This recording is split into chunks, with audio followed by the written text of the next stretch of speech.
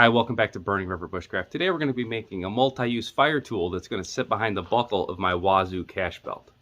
So if you're not familiar with this product yet, this is the Wazoo cache belt. I got this and a hat just before I went on vacation. I was carry-on flight and I needed to keep a few items with me. I have not packed this thing up like I'm going to go live in Amazon for 10 years. I basically put money in it. I put my hotel card in it, just a few odds and ends. So it's got a pocket here, the entire length of the belt basically in Velcros. Now they make a whole kit to go in this, and it looks kind of cool actually. And in here, the buckle itself, there is a bottle opener, which is handy to have on vacation. And then the front section here is padded for a mirror. So when I was looking at my belt, just deciding what I wanted to put in it, I thought I could make a multi-purpose fire tool for this. I would put 90-degree edges on it so I could strike a ferro rod. I could also use it as a spoke shave to smooth a piece of wood. And I would also have a divot in it for a bearing block for a bow drill.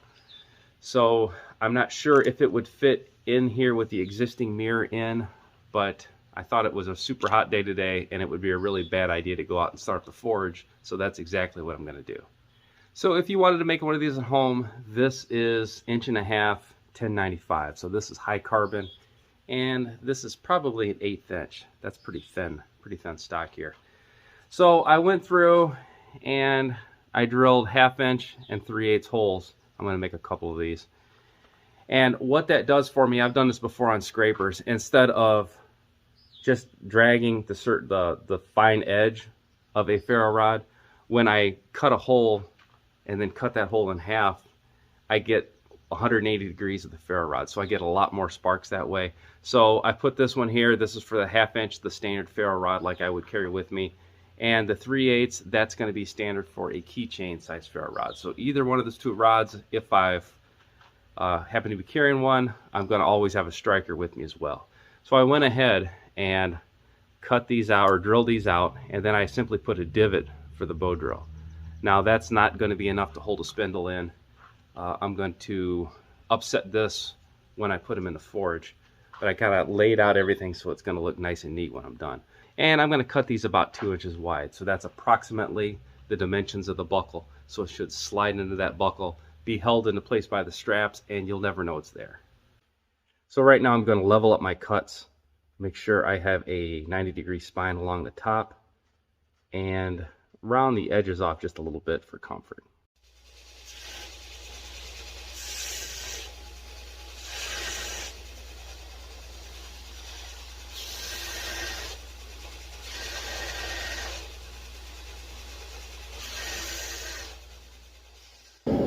Alright, so the forge is warming up. I've got my Burning River mark on here, and we'll let this heat up, and I'm going to see how much I need to upset the steel to work for a bearing block.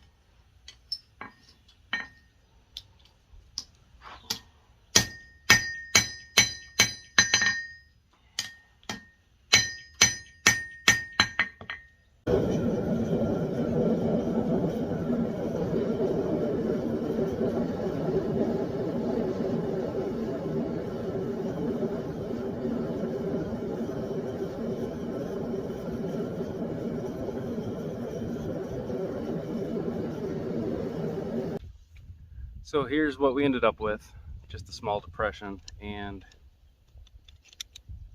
it fits right inside the buckle. Fits down inside it flush. I don't have it under the elastic yet because it's going to be coming out here in just a second.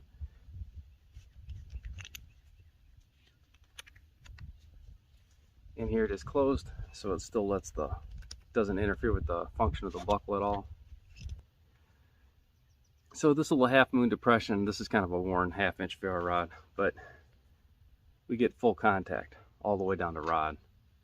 So the sparks are just crazy with this thing. So here is a rough bird's nest. Let's give this thing a couple hits.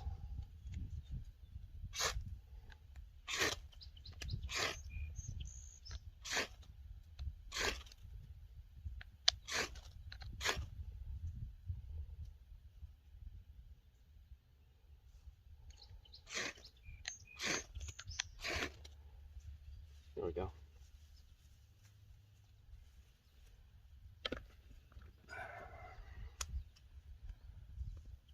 So that thing works pretty good.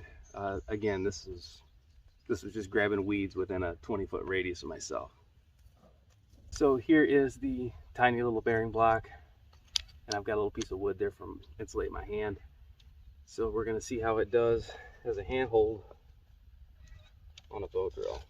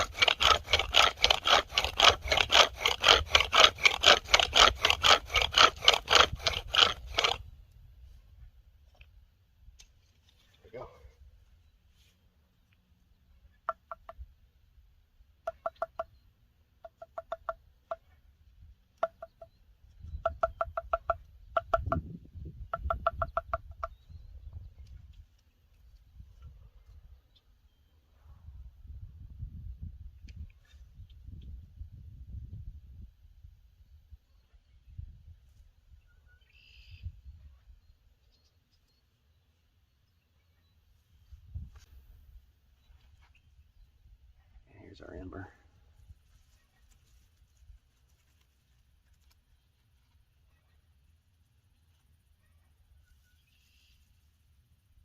It's a pretty good one.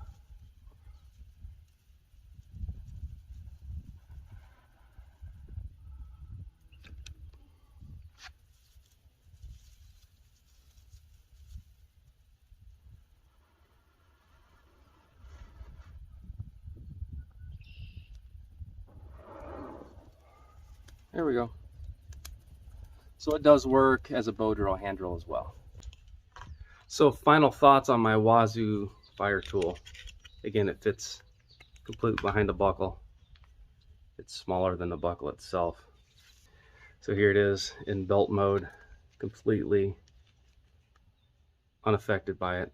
And I did not slip this through the straps yet because I'm still going to be playing with this thing for a little bit. Works fine as a bearing block. This is going to work better than anything you're going to easily find in nature. As a ferro rod scraper, it's outstanding. It's got a 90-degree spine, so it works as a spoke shave and a scraper as well. So as far as using this as a flint striker, I was hitting this pretty good with just a rock, and I wasn't getting a lot of sparks. So I don't know if this one is heat treated properly or not. I was doing 50 things at the same time, so this didn't get my full attention. But for all the other functions, it works out 100%, and it's pretty darn unobtrusive. So if you want to make one yourself, this is going to be an 1.5 inch by 2-inch piece of high carbon steel. So I suppose if you had a file that wasn't too thick, you could probably make one. If you were just concerned with a bearing block, you could make this out of mild steel as well. Pretty handy. I definitely could have picked a better day to do it, though. It's kind of muggy and hot out today. So until next time, this has been Jamie Boggs with Burning River Bushcraft. See you soon.